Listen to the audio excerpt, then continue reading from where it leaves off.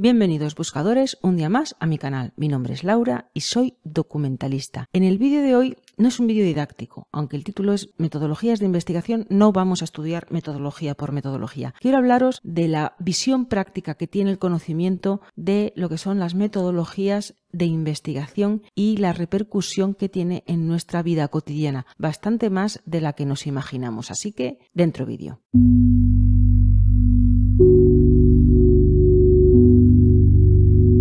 Como os decía en la introducción, cuando nosotros, como ciudadanos de a pie, como sociedad que somos, nos hablan de metodologías de investigación, de método científico, de método académico, de trabajo académico, como no estemos en ese ámbito, nos pensamos que es algo que no tiene nada que ver con nosotros. Nos pasa un poco lo mismo que con términos de carácter económico. Nos pensamos que no tiene nada que ver con nosotros, pero todo tiene mucho que ver con nosotros en nuestro día a día. Y las metodologías de investigación es una de las cosas que tiene que ver con nuestro día a día, aunque no seamos conscientes. Tienen tanto que ver que hacen que tomemos decisiones y optemos por una cosa u otra en función de lo que leemos y lo que vemos. Y veremos a qué me refiero en concreto. Pero vamos a ir primero paso por paso. Lo primero que tenemos cuando nosotros queremos conocer la realidad o tenemos un problema o nos surge una situación que nos produce curiosidad, tenemos una primera clasificación, que es lo que se denomina el razonamiento deductivo y el razonamiento inductivo. Sin ser conscientes de ello, nosotros vamos a aplicar un tipo de razonamiento u otro para entender la realidad. ¿Y cómo entendemos la realidad? ¿Cómo aplicamos ese razonamiento? Analizamos datos. Para entender la realidad tenemos dos opciones, por observación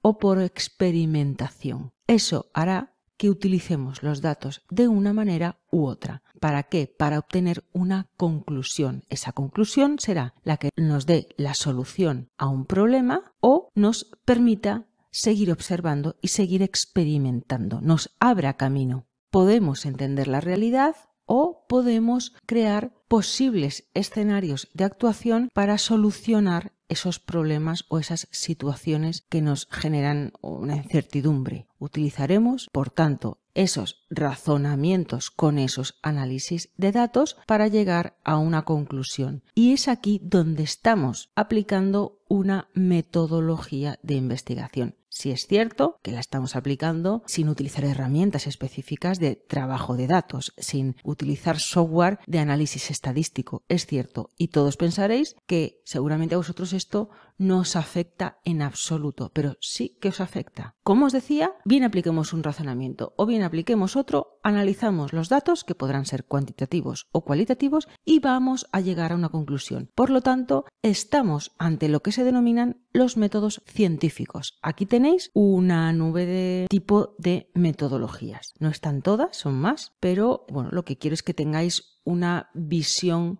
un poco global de las tipologías, método empírico-analítico, método hipotético-deductivo. Algunas de estas metodologías las vemos en el canal y se explican. La hermenéutica, que tiene más que ver con la filología, el método lógico-deductivo, que a su vez tiene otras subtipologías, método lógico-inductivo, método sintético, es decir, hay una serie de métodos específicos con sus herramientas, con sus subtipologías y con sus ciencias auxiliares que permiten desarrollarlo. Cada una de estas metodologías aplica un razonamiento u otro. Cada una de estas metodologías utiliza o bien datos cuantitativos o bien datos cualitativos o los mezcla según la fase de desarrollo de ese método, con lo cual realiza un tipo de tratamiento de datos concreto. Volvemos al principio. ¿Para qué? Para llegar a una conclusión. Y seguiréis pensando que esto no tiene nada que ver con vuestra vida. Tendremos que tener en cuenta si hay que aplicar unas normas de calidad concretas para desarrollar ese método científico y que las conclusiones sean veraces. Y seguiréis pensando que esto no tiene nada que ver con nuestra vida. Pues esto es un error, porque todo esto tiene que ver mucho con nuestra vida y tiene que ver cada vez que hay elecciones y vamos a votar. Tiene que ver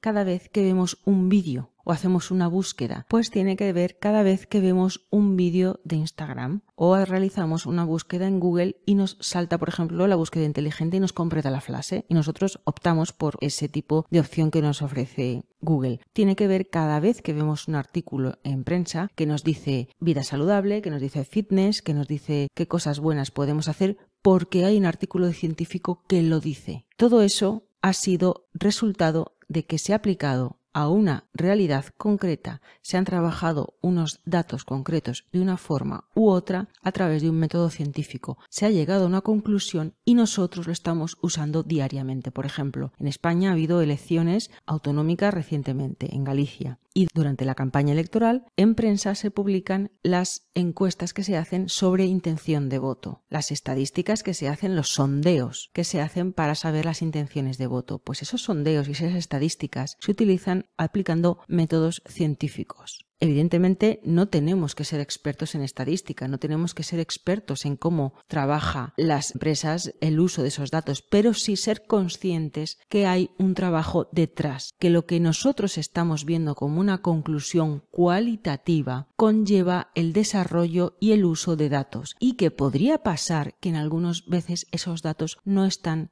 bien tratados, porque nosotros conocemos cuáles son las fases de obtención de datos, si son datos de carácter cuantitativo o si son datos de carácter cualitativo. Cuando nosotros buscamos en Google una cosa, por ejemplo, y nos sale, como os decía, la búsqueda inteligente que nos da varias opciones y optamos por una de las que nos ofrece, nosotros ya estamos orientándonos hacia un tipo de resultados en vez de a otros, porque el algoritmo que utiliza Google trabaja con los datos de manera masiva. Les aplica un tratamiento y eso da como resultado que yo opte por una propuesta u otra. Cuando yo me meto en Instagram y me sale el feed y me salen las opciones de Instagram, Instagram, como podría decir cualquier otra red social, me las está dando en función de mi historial de búsqueda, de las palabras claves que yo introduzco, en definitiva, en función de una serie de ítems que son las que determina lo que yo estoy viendo. Evidentemente, todo lo que yo estoy viendo en YouTube, en Instagram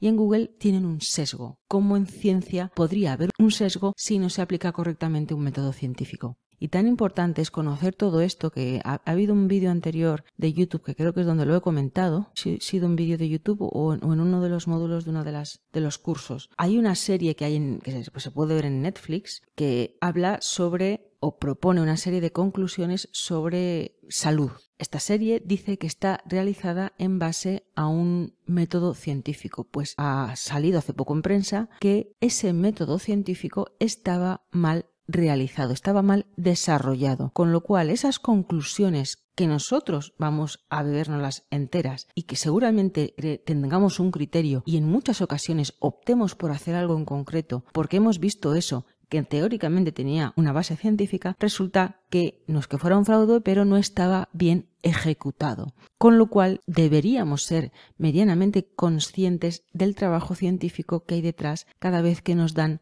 un dato cualitativo que nosotros vamos a convertir en criterio o en opinión en nuestra vida. ¿Por qué es importante? Pues porque así vamos a ser mucho menos manipulables. Cuando nosotros cogemos conclusiones en ciencia, cuando aplicamos un método científico, tratamos adecuadamente los datos, sabemos cuándo aplicar unos datos, cuándo utilizar unos datos o cuándo utilizar otro tipo de datos, esa conclusión se va a convertir en un criterio de actuación. Si lo que estamos haciendo, por ejemplo, es, como hemos dicho en un vídeo anterior, una técnica de prospectiva, lo que haremos será construir un escenario futuro para dar solución a algo. Y ese criterio a nivel personal, como a nivel de sociedad, se convierte en opinión. Las opiniones, cuanto menos sesgadas estén, mejor. ¿Y cómo se sesgan menos las opiniones? Evidentemente todos tenemos opiniones sobre algo, pero debemos ser conscientes que los productos que consumimos a diario para crear esas opiniones, en su gran mayoría son resultado de la aplicación de un método de trabajo sobre datos e información. Y debemos saber cuáles son esas formas de razonar y cuáles son esos métodos de trabajo para tener la capacidad de tener un criterio sobre el que formar una opinión y que no nos vendan la moto porque no conozcamos los datos con los que se está trabajando. Fundamentalmente eso.